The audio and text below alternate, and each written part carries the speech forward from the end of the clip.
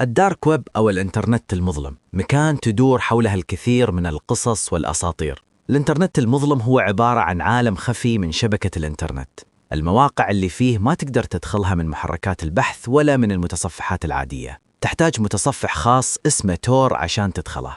المواقع اللي في الإنترنت المظلم تعتبر مواقع صعب تعقبها وتعقب أصحابها، ما تقدر تعرف منو يديرها أو شو البيانات اللي تحتوي عليها. كل شيء مشفر تشفير معقد لأنه مكان خفي. الإنترنت المظلم صار يجذب أسوأ الناس، تحصل فيه الأشياء الممنوعة، الهاكرز، القتلة، المنحرفين وتجار المخدرات والأسلحة. فاليوم قصتنا تتكلم عن الشاب اللي بنى أخطر موقع على الإنترنت المظلم، وظلوا ال FBI يدورون عليه لفترة طويلة. فشو هو هذا الموقع وكيف صنع هذا الشاب وظل يديره بالخفاء بدون ما يعرفون لا أهله ولا الناس المقربين منه؟ القصة هذه جدا قوية، بنتكلم فيها عن الإنترنت المظلم وتحقيقات ال FBI وعملاء خونة وفاسدين وتأجير قتلة محترفين وخيانة ومؤامرات وحبكات ما تتصدق. فجهزوا أنفسكم وحضروا شيء تاكلونه. قصتنا اليوم من العيار الثقيل، موسيقى. السلام عليكم، معاكم بدر. قصتنا اليوم تتكلم عن شاب اسمه روس أولبرت. روس نشأ وتربى في ولاية تكساس الأمريكية، درس تخصص الفيزياء في الجامعة، وكان عايش وسط عائلة محبة، وكل الناس اللي حوله من الأقارب والأصدقاء كانوا يفكرونه شاب لطيف وطيب عايش حياته بعيد عن المشاكل. فتخيل الصدمة اللي بتجيهم بعدين لما يعرفون عن حياته الخفية وأن من وراء ظهورهم كان قاعد يدير أخطر موقع في الإنترنت المظلم. بس خلونا ما نستبق الأحداث، خلونا أول شيء نعرف شو اللي يدخل روس للعالم المظلم هذا. البداية كانت من بعد ما تخرج روس من الجامعة، بدأ يحاول أنه يدخل في عالم التجارة والبزنس، لكن مشاريعه هذه ما نجحت وكان يواجه الفشل دائما. بس من سنين روس كانت في باله فكرة مجنونة، فكرة كان عارف أنها بتنجح، بس المشكلة في تطبيقها. الفكرة هذه أنه يبني موقع عبارة عن متجر إلكتروني كبير. المتجر هذا يبيع كل شيء بدون أي حدود أو قوانين. عندك شيء تريد تبيعه تعالوا بيع، خصوصا المخدرات. وروس ما كان متبني هالفكرة بس لأنه يريد يطلع فلوس ويصير غني، لا، هذه الفكرة بعد كانت متأصلة في نفسه، متفقة ويا مبادئه أو توجهاته. كان مؤمن بالحرية التامة وإن الحكومة ما المفروض تمنع المخدرات، وكان حتى أحيانا يدخل في جدالات ويا الناس المقربين منه مثل الأصدقاء ويقول هذا جسمي وأنا حر فيه، ليش الحكومة تتدخل في اللي أريد أحطه في جسمي؟ ولما الناس يحاولون يردون عليه ويقولوا له يا إنسان المخدرات خطر على النفس وعلى المجتمع وعلى كل شيء، كان يرد ويقول طيب ليش ما يمنعون الكحول؟ أو ليش ما يمنعون الوجبات السريعة؟ هذه الأشياء أيضا تأثيرها سيء جدا. فهو تفكيره كان كذا، الممنوعات والمخدرات عادي المفروض تكون متاحة، والشخص هو اللي يختار إذا كان يريدها ولا لا. فيعني فكرة الموقع كانت تتفق ويا مبادئه، بس للأسف طبعا بالنسبة له لو سواها على طول راح ينمسك وينسجن. هني روس اكتشف عالم الإنترنت المظلم وعرف أن المواقع اللي فيه صعب يتم تعقب أصحابها أو معرفة بياناتها، عالم خفي بعيد عن عيون السلطات والحكومة. فيعني مكان راح يحمي هويته وراح يحمي هوية زباينه. بس حتى مع وجود عالم الإنترنت الخفي هذا كانت فيه مشكلة ثانية، مشكلة الدفع. ما في وسيلة دفع إلكترونية الحكومة ما تقدر تتبعها، فهذه كانت أكبر عقبة قدام روس، وهذا اللي خلاه يظل يأجل الفكرة لفترة طويلة. لكن في سنة 2010 بدأت تنتشر تقنية جديدة في العالم، تقنية اسمها البلوكتشين، ومن هذه التقنية انولدت عملة رقمية راح تغير العالم، واللي هي طبعا البيتكوين. كلنا طبعا اليوم سمعنا عن البيتكوين والعملات الرقمية، بس في ذاك الوقت كانت شيء جديد. 2009 و2010 كانت البدايات. أول ما سمع روس عن البيتكوين عرف أن أخيراً راح يقدر يصنع موقعه اللي كان يحلم فيه من زمان، لأن البيتكوين وسيلة دفع إلكترونية ومستحيل يتم تعقبها، عملة لا مركزية ما حد يتحكم فيها. فعلى طول بعدها بدأ راس يشتله على موقع هذا من غرفة نومه، وقرر أنه يسمي الموقع سيلك رود، واللي معناها بالعربي طريق الحرير. طبعا طريق الحرير هذا مسمى لطريق تجاري كان موجود من 2000 سنة، طريق ممتد من الصين إلى أوروبا وروسيا. طبعا كان حذر جدا وهو يبني موقعه هذا، ما كان يريد أي أحد يعرف أنه هو الشخص اللي وراه، فكان لازم يبني بنفسه، ما يقدر يوظف حد يساعده. الشخص الوحيد اللي خبره روس عن الموقع كان حبيبته اللي اسمها جوليا، وجوليا كانت جدا متخوفة من الموضوع، بس روس طمأنها وقال لها أن بفضل تقنية متصفح ثور والإنترنت المظلم وأيضا تقنية البلوكتشين اللي تستخدمها البيتكوين، فكل شيء راح يكون خفي ومحد راح يقدر يتعقبه.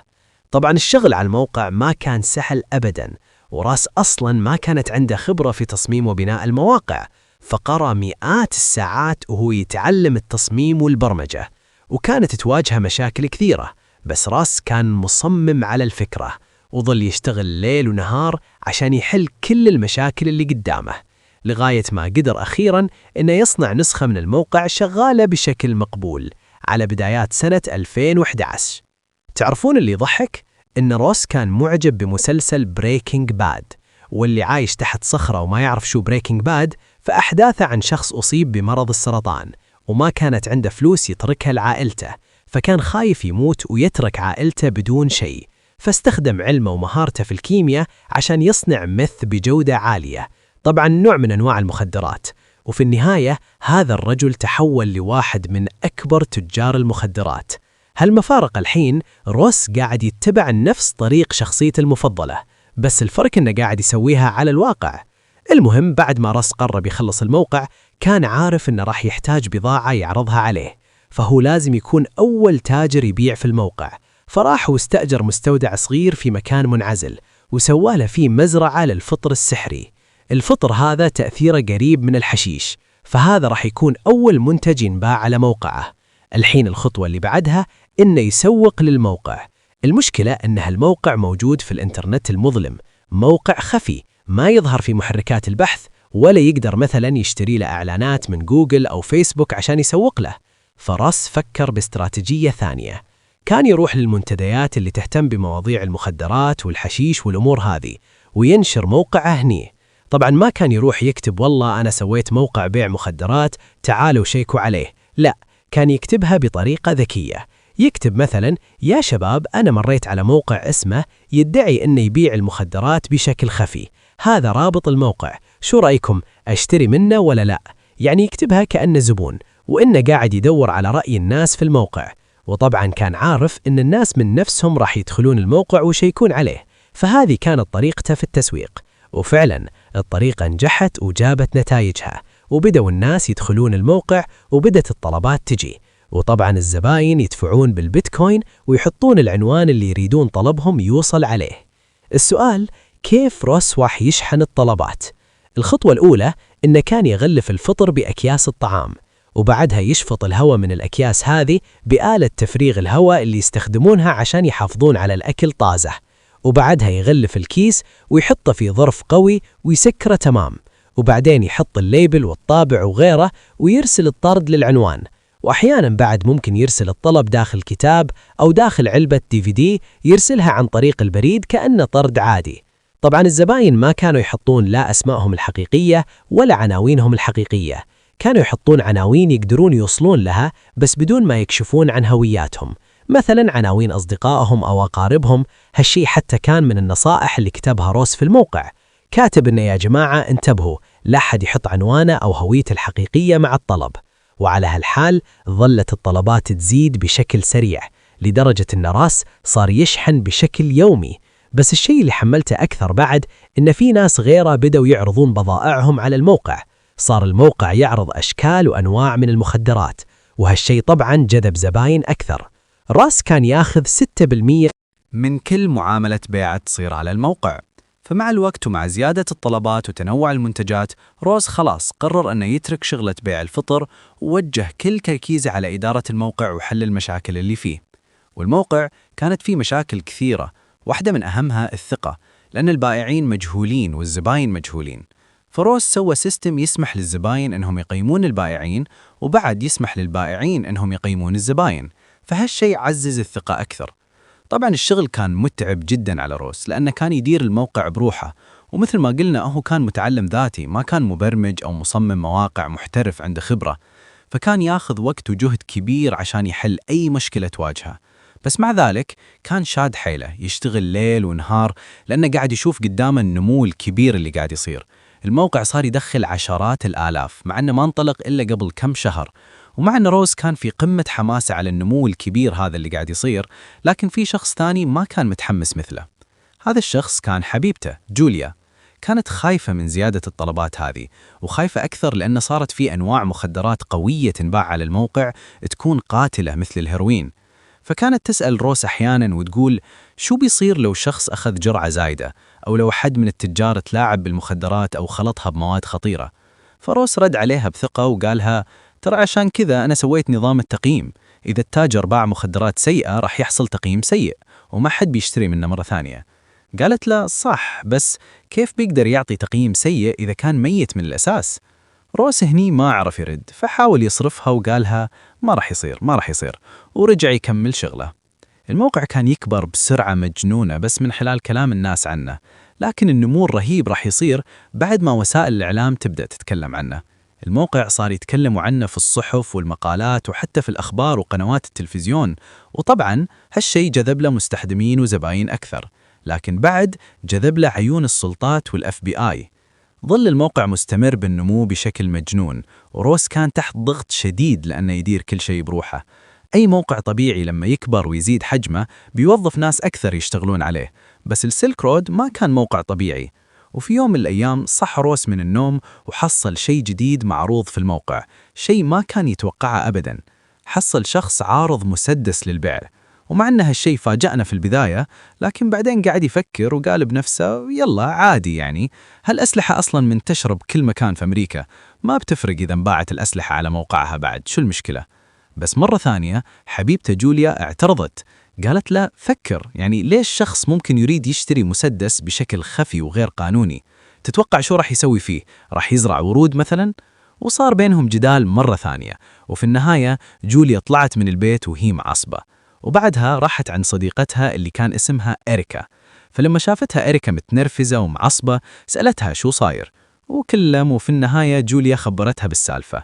بس بعد ما خبرتها على طول حست بالندم، وخلت وعدها وتحلف لها إنها ما راح تخبر مخلوق باللي قالتها لها.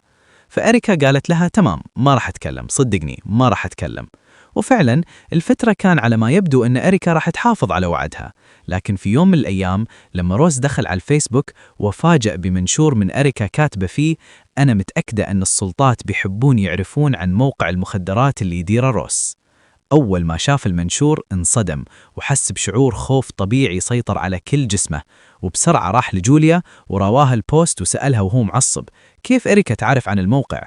فاعترفت جوليا أنها خبرتها، ومع أن روس كان خاطره في هذيك اللحظة يقعد يصرخ عليها، لكن ما كان عنده وقت، لازم يتصل بإريكا ويقنعها تحذف البوست. اتصل عليها بسرعة وطلب منها ورجاها أنها تحذف المنشور والدموع في عيونه، وسألها ليش نشرتي شيء مثل هذا؟ فقالت له لأنها اشترت مخدرات من موقعه وكانت سيئة لدرجة إنها دخلت المستشفى. فقال لها روس طيب ما نحتاج نوصل الأمور لهالدرجة، لو تواصلتي وياي كنا راح نتفاهم ونحل الموضوع ما بيننا. وظل روس يحاول يقنعها فيها، ووعدها أنه راح يرجع لها فلوسها ويحضر البائع هذا من الموقع، ولو تريد راح يوصلها لبائعين موثوقين، وحتى راح يعطيها أي مخدرات تريدها من الموقع هدية بدون ما تدفع النهاية. اقتنعت أريكا وحذفت، وقدر روس إنه ياخذ نفس ويطلع من نوبة الهلع اللي جاته. ضمن نفسه وقال في كل الأحوال على الأغلب ما حد شاف البوست هذا غير أصدقاء أريكا في الفيسبوك، واللي كان أصلاً عددهم قليل، وعلى الأغلب كلهم اعتبروها مجرد مزحة.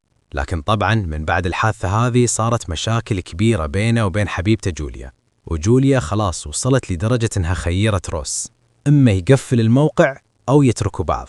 في النهاية طبعاً روس اختار الموقع، فهار في كل مكان، وهالشي طبعاً ضاعف ثروة روس اللي صارت تقدر بعشرات الملايين. بس في نفس الوقت حط عليه ضغط كبير. الموقع كان كل يوم يواجه مشاكل أكثر وأكثر، ما بين المشاكل البرمجية ومشاكل الاختراق والهاكرز ومشاكل مع العملاء وخدمة الدعم. خلاص عرف إنه ما في حل غير إنه يحصل طريقة يوظف فيها ناس يشتغلون وياه. بس كيف ممكن يثق بهذيل الموظفين؟ في النهاية حصل إن أفضل طريقة إنه يوظف ناس من المستخدمين الفعالين في الموقع ومجتمع الموقع، ناس عندهم نفس توجهاته ونظرته على الانفتاح والحرية.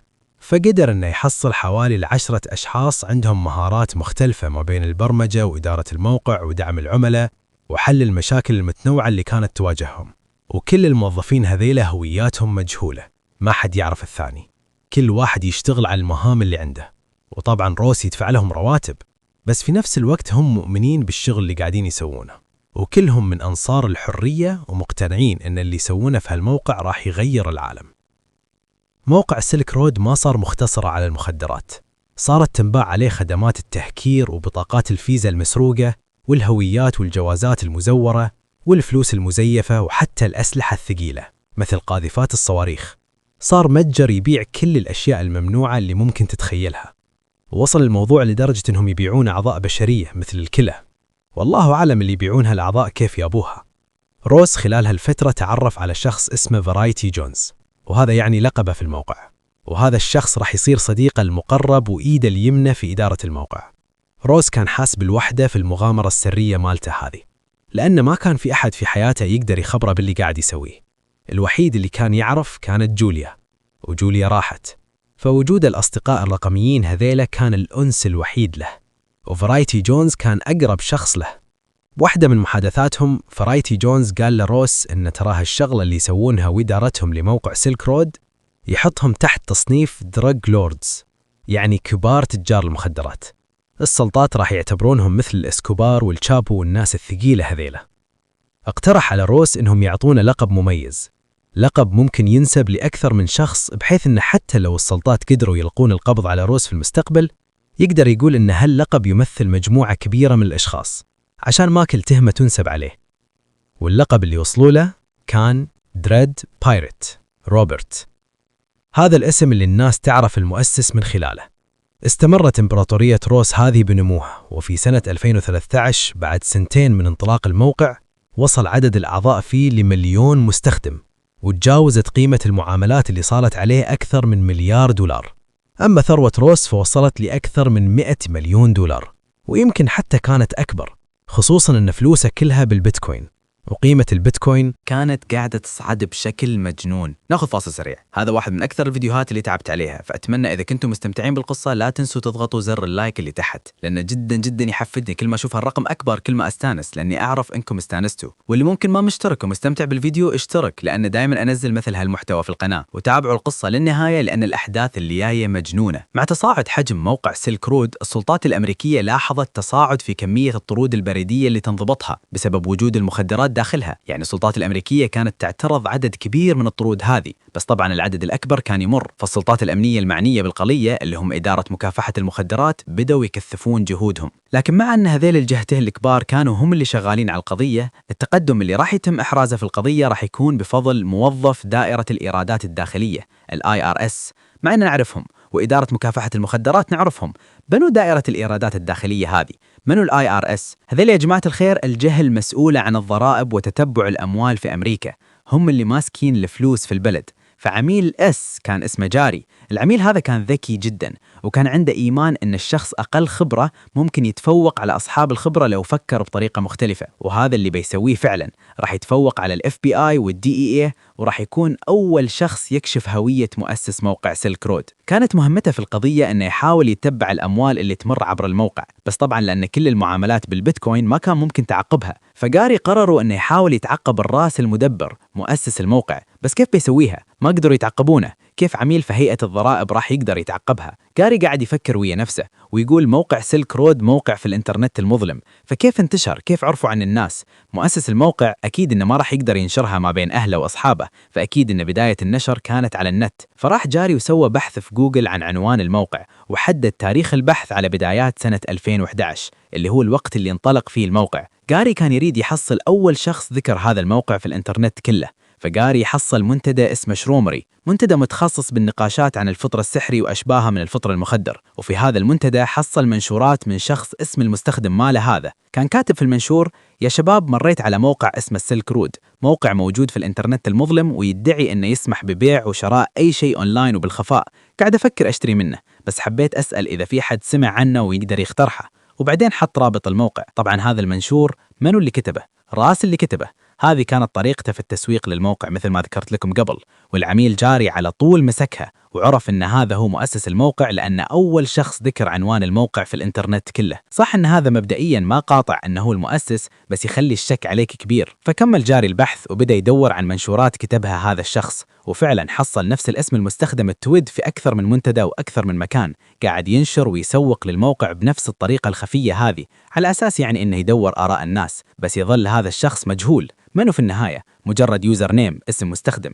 كيف بيعرف الشخص الحقيقي اللي وراه؟ العميل جاري حالف الحظ لما حصل هالمنشور من نفس المستخدم.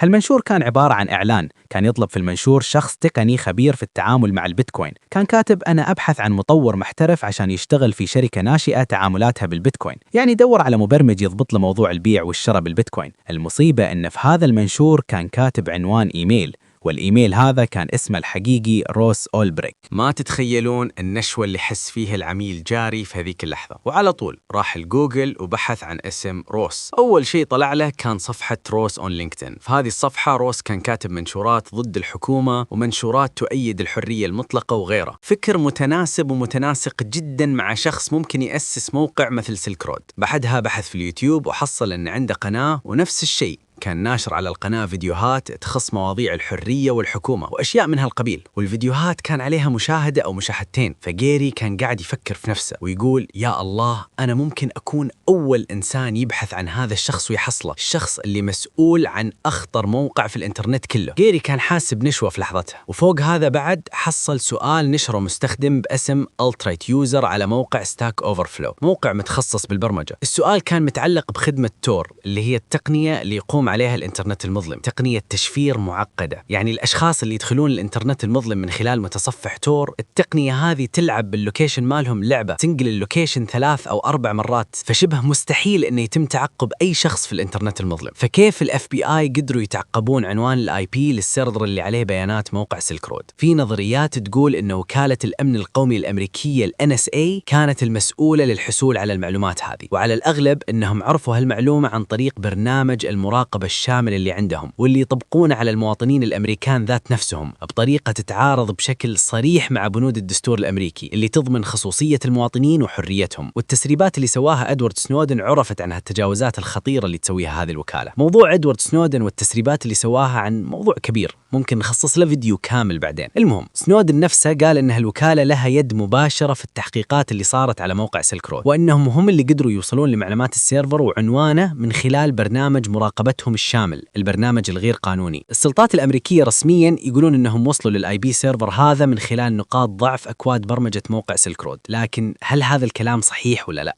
الله أعلم. طبعا هالشيء ممكن لأن مثل ما قلنا الموقع كانت فيه كثير مشاكل، لأنه ما كان شخص خبير بالمجال. بس هل معقولة أنه يغلط غلطة كبيرة مثل هذه ويخلي العنوان الاي بي مكشوف؟ هالشيء ما منطقي. وإذا كان العنوان مكشوف، ليش ما حصلوه بسرعة من قبل؟ ليش أخذوا كل هالوقت؟ فالموضوع هذا سالفة إنهم كيف حصلوا عنوان الاي بي كان موضوع فيه نظريات كثيرة. المهم، خلاصة الموضوع الحين إن الاف بي اي عرفوا عنوان السيرفر هذا وعرفوا موقعه، عرفوا إنه موجود في أيسلندا، فتواصلوا مع السلطات الأيسلندية وقدروا يخترقون السيرفر بشكل كامل. طبعا هم ما كشفوا هالشيء، ظلوا يراقبون السيرفر بالخفاء، وصاروا يقدرون يدخلون على كل بيانات السيرفر ويعرفون كل النشاطات اللي تصير عليه.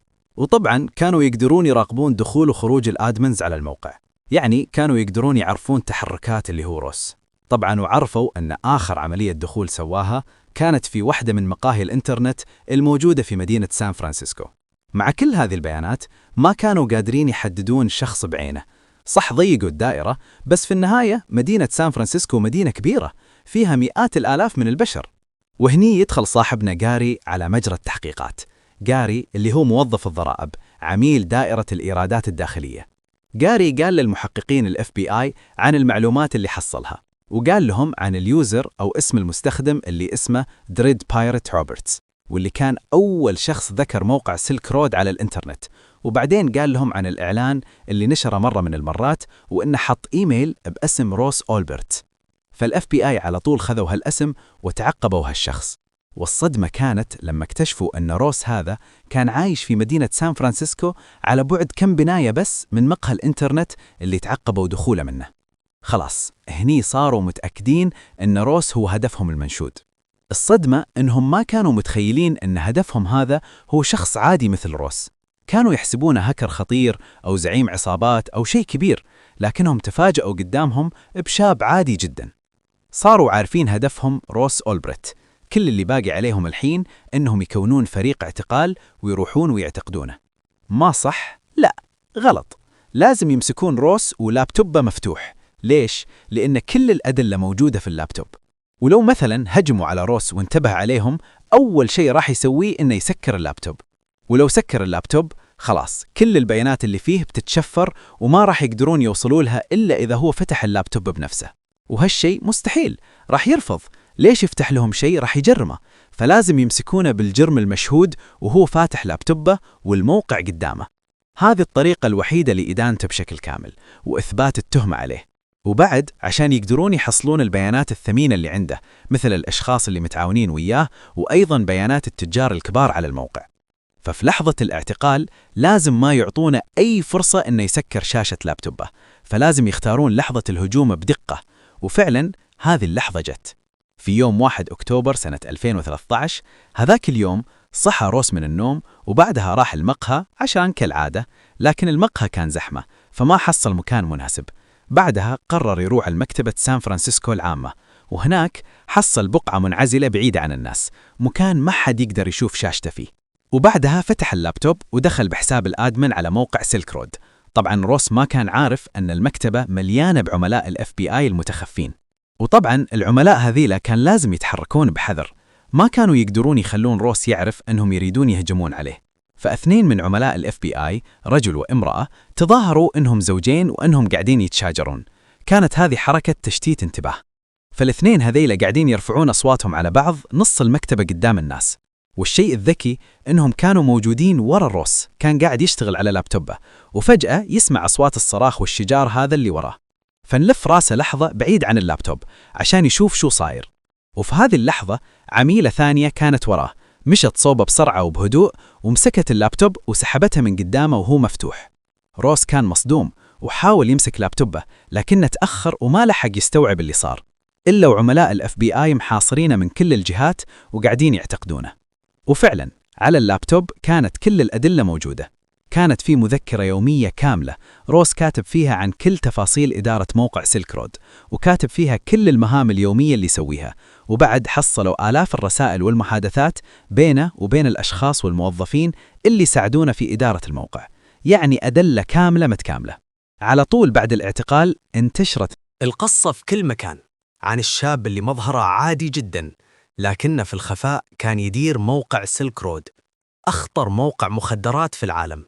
عائلة روس كانوا مصدومين لدرجة أنهم ما صدقوا الموضوع، وكانوا مؤمنين بأنهم تلفقت لها التهمة، وأنه مستحيل يكون الشخص اللي يدير موقع مثل هذا. ولليوم بعدهم مصرين على رأيهم. لهالدرجة الصدمة كانت قوية، ما قدروا حتى يستوعبونها. اقتنعوا بعدين أنه هو اللي صنع الموقع، بس لليوم يقولون أنه ما كان هو اللي يديره أو المسؤول عنه، وأن أكيد في منظمة أكبر بكثير من ابنهم كانت تدير هالعملية الضخمة. مستحيلة ابنهم الطيب اللطيف الحبوب يكون مسؤول عن كل هذا. اعتقال روس وإغلاق موقع سيلك رود كان حدث كبير، وبعض الأشياء اللي اكتشفوها ال FBI بعد ما بحثوا بيانات اللابتوب كانت تصدم لدرجة واحد صعب يتخيلها. خلوني أخبركم عن واحدة من هالأشياء اللي حصلوا نفسكم، لأن هذا الجزء مجنون أكثر من أفلام الخيال والأكشن. في عميلين من إدارة مكافحة المخدرات كانوا عملاء فاسدين، وكل واحد منهم كان يشتغل بروحه بشكل منفصل، واثنينهم استغلوا مناصبهم عشان يسرقون فلوس. من حولوا هذه الفلوس إلى محافظ البيتكوين الخاصة مالتهم. كيف صار هالشيء؟ بخبركم بالقصة، بس ركزوا وياي. بعد ما فحصوا لابتوب روس حصلوا كل محادثات السابقة، واكتشفوا أن في واحدة من هذه المحادثات كان روس يتواصل مع عميل في إدارة مكافحة المخدرات. العميل هذا كان اسمه كارل فورس. العميل كارل فورس هذا دخل على موقع سيلك رود وسجل باسم نوب، هذا كان اسم المستخدم ماله، وبدأ يتواصل مع روس. طبعا هو كان يعرف روس باسم دريد بايرت روبرتس. نوب قال لروس إنه يعرف عميل فاسد في إدارة مكافحة المخدرات ممكن يرسل لهم معلومات عن التحقيق في قضية سيلك رود مقابل مادي. طبعا يقصد نفسه، بس ما قال لروس إنه هو العميل الفاسد. روس وافق على الصفقة، وخلال الأشهر اللي بعدها ظل كارل فورس يرسل لروس معلومات عن القضية وتحديثاتها أول بأول. فصرنا الحين عارفين العميل الفاسد رقم 1 كارل فورس. طيب الحين نخلي كارل فورس على جنب، وراح يدخل في القصة شخصية جديدة، رجل اسمه كيرتس جرين. هذا الرجل كان واحد من الآدمنز اللي عينهم روس عشان يساعدونا في إدارة الموقع. كان آدمن وأيضا كان متعاطي، فكان يطلب من الموقع. ففي يوم من الأيام بعد ما كيرتس هذا وصلته شحنة جديدة من الكوكايين طلبها من الموقع، فاجأ بالشرطة وقوات مكافحة المخدرات يقتحمون بيته ويعتقلونه. السلطات كانوا يتعقبون الطرد هذا اللي وصله. ففجأة كيرتس اختفى، وروس كان محتار من الموضوع. وين راح؟ ليش اختفى فجأة؟ لأن روس ما كانت عنده فكرة أنه تم اعتقاله. بعدها لاحظ روس أن في حوالي 350 ألف دولار اختفت من حساب الموقع. يعني الموقع كان عندهم حساب وسيط يمسكون فيه الفلوس لغاية ما تتم المعاملات. يعني لما الزبون يشتري شيء من الموقع مو على طول يتم تحويل الفلوس للبائع، لا، الموقع يحتفظ بهالفلوس في الحساب الوسيط مالهم، وبعد ما يتأكدون أن الطلب تم بدون مشاكل يحولون الفلوس للبائع وياخذونهم حصتهم. فكيرتس كآدمن كانت عنده صلاحية الدخول للحساب هذا، وروس كان يثق فيه. فالحين اختفى، واختفت معاه 350 ألف دولار من حساب الموقع. على طول روس افترض أن كيرتس خانه وسرق الفلوس هذه واختفى. بس في الواقع كيرتس ما كان هو الشخص اللي سرق الفلوس. اللي سرق الفلوس كان عميل في إدارة مكافحة المخدرات. العميل اسمه شون بريدجز، وهذا هو العميل الفاسد رقم 2.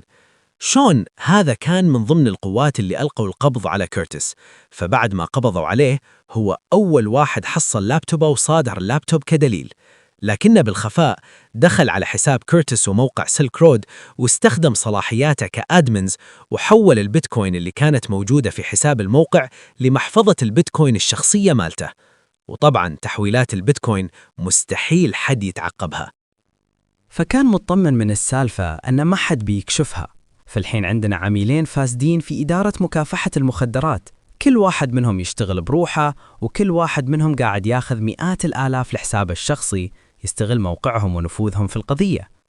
طبعا الراس على الطرف الثاني كان بعده يحسب أن اللي سرقه وكيرتس الآدمن ماله، فكان جدا معصب ومختار من الموضوع، وكان يفكر أنه يأجر شخص عشان يتعقب كيرتس ويضربه ويجبرها يرجع الفلوس. لكن بعد ما تشاور روس ويا صاحبه، وإذا اليوم نافارا جونز أقنع شخص عشان يقتل كيرت، قال له أنه لازم يكون قوي ويرسل رسالة للكل أن ما حد يقدر يتعدى عليه. فروس اقتنع بالموضوع ونشر رسالة ما بين المقربين منه أن إذا في أحد منهم يعرف قاتل ممكن يتعقب كيرتس ويقتله يتواصل وياه. واحد من الأشخاص هذول اللي شافوا الرسالة كان كارل دبليو فورست، أو العميل الفاسد الأول الفاسد. كارل لما شاف الرسالة حس إنها فرصة له، لأنه كان عارف أن كيرتس اعتقاله ما كان خاين وسارق مثل ما روس كان يعتقد. فكارل الفورست تواصل ويا روس وقال له: أنا أعرف بعض المحترفين يقدرون ينفذوا لك العملية هذه مقابل 80 ألف دولار بس. فروس حس الساعة مناسب وقال له: تمام، توكل ونفذ العملية، بس أريد دليل، أريد صورة. راح بعدها لكيرتس اللي كان محجوز عندهم وأجبره يمثل أنه ميت، وأخذوا له الصورة تبين كأنها صورة لجثته ميت، بس طبعا هو ما كان ميت، الصورة مزيفة. وبعد ما خلصوا المسرحية هذه كان الفورس تواصل مرة ثانية مع روس وعطاه بيانات تأكد شخصية كيرتس أنه كان الآدمن الخائن، وبعدها أرسل له الصورة المزيفة وهو ميت. روس اقتنع وحول لكارل الفورست المبلغ اللي اتفقوا عليه 80 ألف دولار. فتخيلوا روس حسب فعلا أن أرسل قتلة محترفين عشان يتخلصون من الآدمن اللي خانه. كان مصدق هالشيء، وكأنه بعدها روس صار عادي عنده يأجر قتلة عشان يتخلصون من أهدافه. في حادثة وقصة ثانية صارت، بس ما راح ندخل في تفاصيل لأنها بروحها سالفة طويلة. لكن خلاصة السالفة هذه أن روس طلب من قاتل مأجور يقتل له 5 أشخاص. هالقصة بروحها قصة عجيبة، بس في نهايتها روس ما تم تجرمه بمقتل الأشخاص ال5 هذون. ما راح أقول لكم التفاصيل لأني يمكن أسوي فيديو منفصل عن الحادثة هذه، لأنها جد يعني سالفة طويلة وسالفة بروحها مشوقة. بس هالشيء يعتمد على تفاعلكم ويا هالفيديو. إذا شفت عندكم رغبة بالمشاهدات واللايكات والتعليقات أن نسوي هالقصة، راح أسويها إن شاء الله. المهم، طبعا الأمور هذه كلها والقصص هذه والشخصيات هذه عرفوها من خلال البيانات والمحادثات اللي حصلوها في لابتوب روس، اللابتوب اللي كان أهم دليل في القضية هذه كلها. فيعني كانت حكمة كبيرة من الFBI أنهم مسكوا روس ولابتوبه مفجوح. بدت محاكمة روس في شهر فبراير سنة 2014. المحاكمة استمرت لمدة سنة تقريبا. خلالها محامين روس حاولوا يدافعون عنه بقصة أنه ما هو اللي كان يدير الموقع. اعترفوا بتماعية، بس لما بدت الأمور تطلع عن السيطرة باع الموقع وترك الشغلة هذه من بدايتها قبل ما تكبر، وقالوا أن لقب بايرت روبرت هذا لقب ينتمي لأشخاص متعددين، وأن اللقب تمريرة من روس للشخص اللي اشترى منه الموقع. طبعا هالكلام ما مشى على المحكمة، لأن المحادثات بينه وبين مساعد الأول نافارا جونز كانت موجودة، وكانوا حرفيا كاتبين أنهم اختاروا هالاسم عشان ما تلزق كل التهم بروس، عشان يبينوا أن في كيان أكبر من روس وراء العملية هذه، مع ما كان فيه روس كان المسؤول الرئيسي والمالك الوحيد للموقع. نافارا جونز اللي بالمناسبة تم القبض عليه بعد في كندا، تبين أن اسمه الحقيقي روجر كلارك. طبعا هذا الرجل مثل ما قلنا كان أول شخص اقترح على روس خيار القتل كحل المشاكل اللي تواجههم. المهم محامين روس حاولوا يدعموا لنا الأدلة اللي حصلوها تم زرعها لتلفيق التهمة عليه، وهذا الكلام بالمناسبة نفس الكلام اللي قالوه أمه وأبوه في مقابلات، مصرين أن ابنهم ما هو الرأس المدبر، ولليوم قاعدين يسوون حملات ويجمعون تبرعات عشان يدعمون قضية ابنهم. المهم في النهاية الأدلة ضد روس كانت جدا قوية، ودفاع مثل هذا ما كانوا موجودين. روس حتى حاول مرة من المرات أنه يستعطف القاضي برسالة عشان يخفف عليه الحكم، كتب له: أنا امتلكت شبابي وعارف أنك لازم تاخذ سنوات منتصف عمري، لكن أرجوك اترك لي آخر عمري، أرجوك اترك لي ضوء في آخر النفق عشان يكون عندي دافع أظل بصحتي، عشان تكون عندي القدرة أني أحلم بأيام أفضل قدام، وتكون عندي فرصة أني أكفر عن أخطائي في العالم الحر قبل ما ألاقي عبي. القاضي كان رد على هذه الرسالة في المحكمة حاسم ومقاطع، وقال لروس بالمختصر: أنت كنت قبطان السفينة، وأنت كنت المسؤول الأول عن ملايين من عمليات بيع المخدرات، ما في تاجر مخدرات غيرك تقدم بطلب مثل هذا للمحكمة، واللي يدل على أنك تحاول تظهر نفسك أنك جاي من موقع امتياز. تعليمك ومستواك الاجتماعي ما يعتبر امتياز، بالعكس هذا يعتبر وصمة عار أكبر عليك كونك متعلم، كان المفروض أنك تاخذ قرارات أفضل. القانون ما راح يميز بينك وبين أي تاجر مخدرات ثاني جاي من الأحياء الفقيرة. أنت كنت قائد منظمة إجرامية ضخمة، وراح تتحاسب وتتحاكم على هذا الأساس.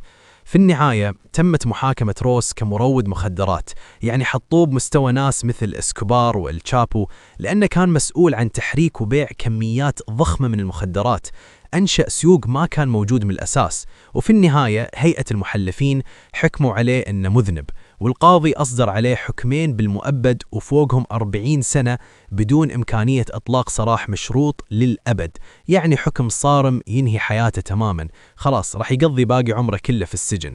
بعضكم ما يسأل كيف يعني حكمين مؤبدين، شو الهدف؟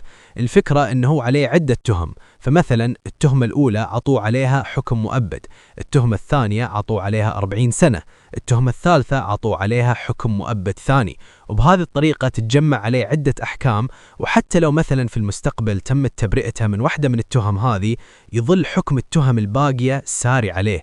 هذه الفكرة.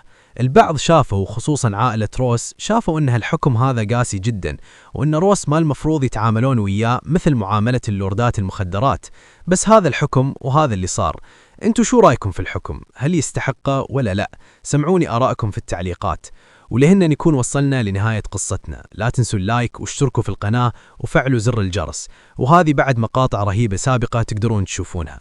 شكرا لكم على المتابعة، أشوفكم بالمقطع الجاي، مع السلامة.